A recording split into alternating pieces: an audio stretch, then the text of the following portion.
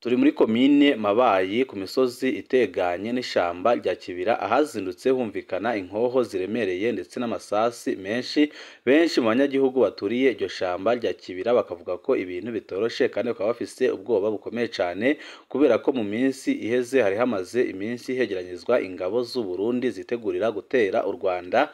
Hakaba n'amakuru avuga ko FDLR bamwe mu barwanyi bayo bari bamaze gushika mu ishamba rya Kibira aho baje kwifatanya n'ingabo z'u Burundi kugira ngo batere u Rwanda nk'uko Perezida Evariste Ndayishimiye yabitangaje, akavuga ko agiye gukora igishoboka cyose agatera igihugu cy'u Rwanda amaze agahindura ubutegetsi yita ko ari bubi buri mu Rwanda burongowe na nyakubahwa General Paul Kagame umaze imyaka myinshi arongoye igihugu cy'u Rwanda, kandi akaba ari n'umugabo wakoreye abanyarwanda ibintu byinshi cyane bihambaye, aho abanyarwanda mu ngeri zose bakunda Perezida Paul Kagame bakavuga ko atanundi mutegetsi bazigera baronka nkawe, kandi bakavuga ko ari umuyobozi ubereye u Rwanda. Ariko Perezida mugenzi we wa Kongo akabandanya kuvuga ko agiye gukura ubutegetsi bubi buri mu Rwanda, kandi akavuga ko agiye kwifatanya n'umuntu wese uzagerageza gukuraho ubutegetsi bwo mu Rwanda, aho yari ariko arabikora nyine yegeranyiriza ingabo ziwe mu ishamba rya Kibira. Hakaba n'amakuru avuga ko interahamwe FDLR zari zamaze gushika mu ishamba rya Kibira aho zigiye kwifatanya n'ingabo z'u Burundi kugira ngo batere u Rwanda. Ariko muri kino gitondo hakaba hazinutse humvikana amasasi aremereye, ndetse benshi mu baturiye ishamba rya Kibira bakaba babona imodoka ziriko ziravana abantu mu iryo shamba rya Kibira. Biboneka neza ko ari abantu bakomeretse, abandi bakaba bacikanye. Byerekana neza nyine ko muri iryo shamba rya Kibira hariko haraberamwo ingwano ikomeye cyane. Benshi mu Barundi bakaba bikeka ko ari RDF igisoda cy'u Rwanda cyaba cashitse mu Kibira, kuko u Rwanda ntiruterwa ahubwo ruratera. Akaba ariyo mpamvu benshi mu Barundi bafise ubwoba bukomeye cyane, bakavuga ko Perezida Evariste Ndayishimiye yaba yakwegeye akarambaraye ajya kwiteranya n'igihugu cy'u Rwanda, kuko bose barazi neza ko u Rwanda rufise igisoda gikomeye cyane kandi igisoda kirinda. Akaba ariyo mpamvu abarundi bari mu bwoba bukomeye cyane bagasaba Perezida Evariste Ndayishimiye guhagarika indwano agiye gutangiza kurwana, kuko babona neza ko atayitsinda, kandi bakabona neza ko ibi bintu bifise ikintu binyegeje, aho amakuru ahambaye kandi ateye ubwoba arabana n'ibi Perezida Evariste Ndayishimiye ariko arakora yamaze kugera hanze. Ariko benshi bakabona ko atanyungu z'igihugu zirimo, ahubwo ari inyungu z'akarwi gato cyane kamaze imyaka myinshi gapfukamye mu nda abarundi. Akora mpamvu abarundi isinzi bamagana intwaro ya Perezida Evariste Ndayishimiye, bakavuga ko igihe kigeze kugira ngo isezererwe. Ni byinshi twabateguriye turi buze kubabwira, aho nyine mu ishamba rya Kibira ibintu bikomeye cyane, aho tuza kuraba neza niba koko ari RDF igisoda cy'u Rwanda cyaba cashitse mu ishamba rya Kibira kugira ngo gitange izo nterahamwe ndetse n'abo basoda b'u Burundi bashaka gutera u Rwanda, nk'uko bikunze kuvugwa na bamwe mu ndongozi z'u Rwanda, aho bavuga ko u Rwanda rudaterwa ahubwo rutera. Benshi nyine mu Barundi bakabiketse ko RDF igisoda cy'u Rwanda cyaba kitanze ingabo z'u Burundi amaze bakabasanga mu Kibira, aho kugira ngo bazaze kugira ikintu na kimwe bonona ku butaka bw'u Rwanda. Byose nyine muraza kubikurikira muri ano makuru twabateguriye. Turaza no kubabwira kandi ko Perezida Evariste Ndayishimiye yongeye kwamagana u Rwanda inshuro igira ya kane, aho agomeje kwerekana ko u Rwanda ari rwo ruha indaro Leta itabara, kandi akavuga ko abatera u Burundi bose baza baturutse mu Rwanda. Ibimukomejwe guhakanwa na Leta ya Kigali ivuga ko ataho ihuriye na Leta itabara, kandi ikavuga ko ataho ihuriye n'imitwe itwaje bigwanisho irwanya Leta y'u Burundi, kandi n'abarundi batari bake bakaba bavuga ko ataho bihuriye, kuko Leta itabara birazwi neza ko iri ku butaka bwa Kongo, kandi birazwi neza ko imaze imyaka myinshi ibarizwa kuri ubwo butaka. Kandi hakaba n'amakuru nyine yamaze kugeza hanze avuga ko ingabo z'u Burundi zimaze imyaka 2 irenga ziriko zirarwana na Leta itabara ku butaka bwa Kongo. Bitumvikana impamvu Perezida Evariste Ndayishimiye agomeza kwagiriza igihugu cibanye cy'u Rwanda ko arico giha indaro Leta itabara, mu gihe bizwi neza ko Leta itabara iri ku butaka bwa Kongo. Ariko benshi mu banyagihugu n'abanyepolitike batandukanye bakavuga ko ibi bintu bifise ikintu binyegeje, kuko benshi babona neza ko Perezida Evariste Ndayishimiye ari mu mukino ukomeye cyane, kandi umukino uri gutuma atunga gusumba uko yari ameze. Ariko amaraso y'abana b'u Burundi akagomeza kumeneka ku bwinshi, ariko bikaboneka neza ko ariko ibintu ariko arakora biriko biragira ingaruka ku Murundi wese. Akaba ariyo mpamvu benshi mu banyepolitike basaba ko Perezida Evariste Ndayishimiye yafatwa agapfungwa akishura amabi menshi amaze gukorera abarundi. Perezida Evariste Ndayishimiye w'u Burundi ku nshuro ya kane yongeye kwibasira u Rwanda arushinja gutera inkunga ibikorwa by'iterabwoba. Ni ibirego Perezida Ndayishimiye yashinje u Rwanda ku wa gatanu w'icyumweru gishize ubwo yakiraga mu ngoro ye abadiplomate bahagarariye ibihugu bitandukanye mu Burundi.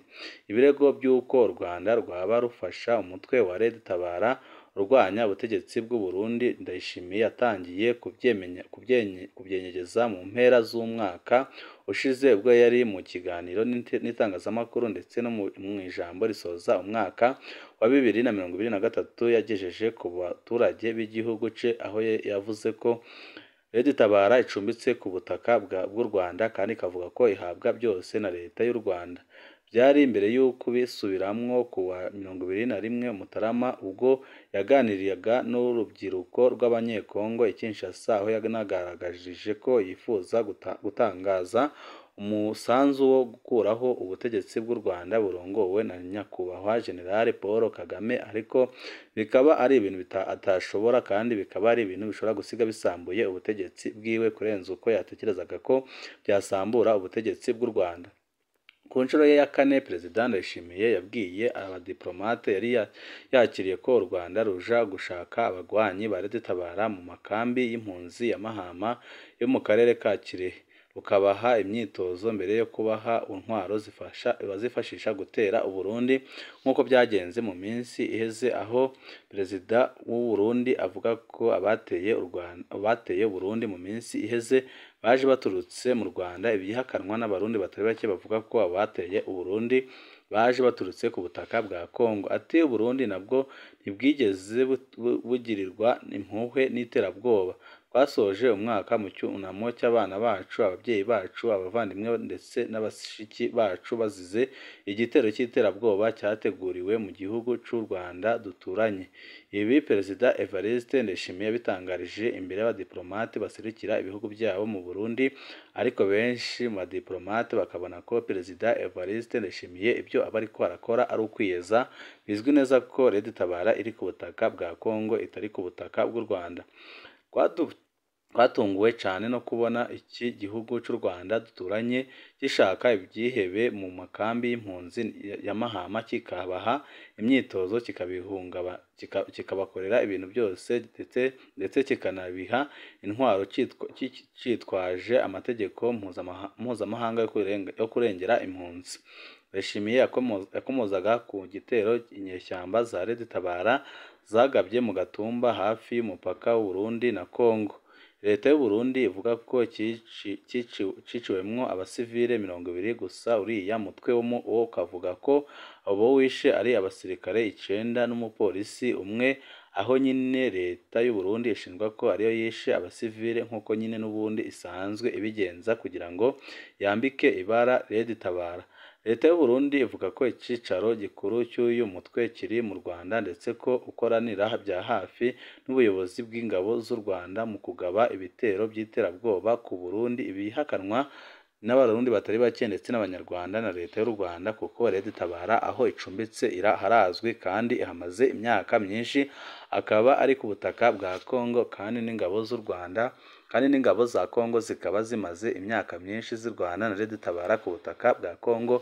Ntibyumvikana ingene umukuru w'igihugu yatura akavuga ko u Rwanda ari rwo ruha indaro Red Tabara, bitumvikana na gatoya.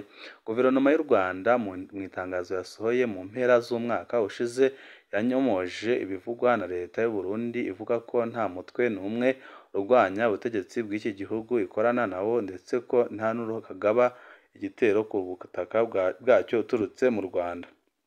Ibirego bya leta y'u Burundi byakurikiwe no kuba iki gihugu cyarahise kifunga imipaka yose gihuza n'u Rwanda. Ni nyuma yo kurushinja nanone kuba rwaranze gutanga abakekwaho kugerageza kudeta yo mu mwaka wa 2015 Igitega ivuga ko bari i Kigali ngo bashikirijwe ubutabera.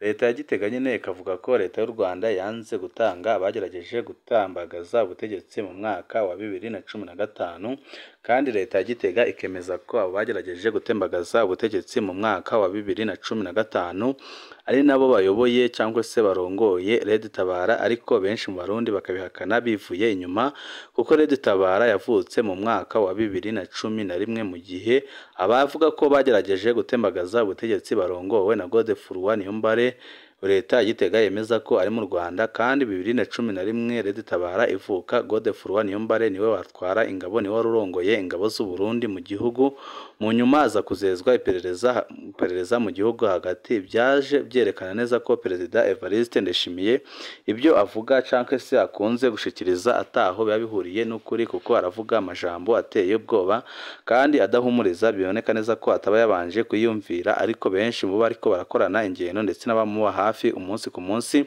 bakemeza ko Perezida Evariste Ndayishimiye amajambo nk'ariya kenshi ayavuga yaborewe, aho bayanyweye amashampanye menshi cyane, bigatuma nyine yadukana amajambo adasobanutse kandi amajambo adashobora kubonera insiguro, mu gihe izo champagne ziba zimaze kumushiramo ariho mwumva nyine leta yiwe iza ikamuvuguruza ikitandukanya n'amajambo aba yatangaje, kuko ntibyumvikana kubona igihugu umutegetsi ukomeye ku rwego rwo kurongora igihugu avuga ko agiye guhirika ubundi butegetsi. Ni ibintu bitarigera bibaho mu mateka y'u Burundi ndetse n'ahandi, nta naho byigeze biba, aho umukuru w'igihugu avuga ko agiye gukuraho undi mukuru w'igihugu w'ikindi gihugu. Ibi ni ibintu biteye ubwoba kandi byerekana ko Perezida Evariste Ndayishimiye ubutegetsi bwe bugeze ahatemba. Bikaba bibaye mu gihe nyine ibintu bitoroshe na gatoya, aho Perezida Evariste Ndayishimiye ari gukora ibishoboka byose kugira ngo atere u Rwanda, ariko abaturiye ishamba rya Kibira bakaba bafise ubwoba kubera babona ko umutekano wahungabanye kubera amasasi yazindutse yumvikana mu ishamba rya Kibira ndetse n'inkoho ziremereye.